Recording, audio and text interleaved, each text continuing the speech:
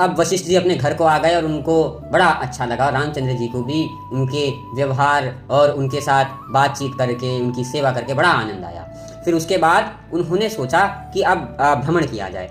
जय श्री राम दोस्तों, आज हम लोग श्री रामचरितमानस उत्तरकांड चौपाई 50 और 51 पे हैं। तो अब रामचंद्र जी ने अपने भाइयों को बुलाया।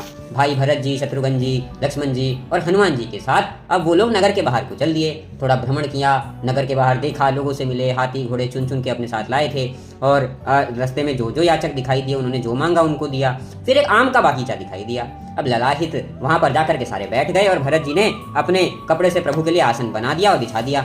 अब प्रभु उस पर बैठे हैं, सारे भाई उनकी सेवा कर रहे हैं। रामचंद्र जी अब सबसे बात कर रहे हैं, ज्ञान दे रहे हैं। उधर हनुमान जी उनका पंखा कर रहे हैं और शिव जी माता उमा को कहते हैं कि हे उमा, हनुमान जैसा भक्त संसार में ही कोई होगा जो रामचंद्र जी का प्रेमी इतना बड़ा है और रामचंद्र जी खुद जिसके प्रेमी इतने बड़े हैं।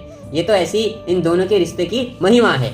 अब उस मोमेंट पर ये सब चल रहा था, सब प्रभु की सेवा कर रहे थे, प्रभु सबको ज्ञान दे रहे थे। इतने में नारद जी वहां आते हैं। नारद जी आए तो नारद जी ने प्रभु की बड़ी सुंदर स्तुति करी और कहने लगे कि हे जन्म मरण से छुड़ाने वाले, हे भगवान, हे दीनदयाल कृपा सिंधु, हे प्रभु रघुनायक जी, आपने तो तरह तरह के राक्षस, खर, दूषण, विराट, बाली सबका वध किया, रावण को हराया।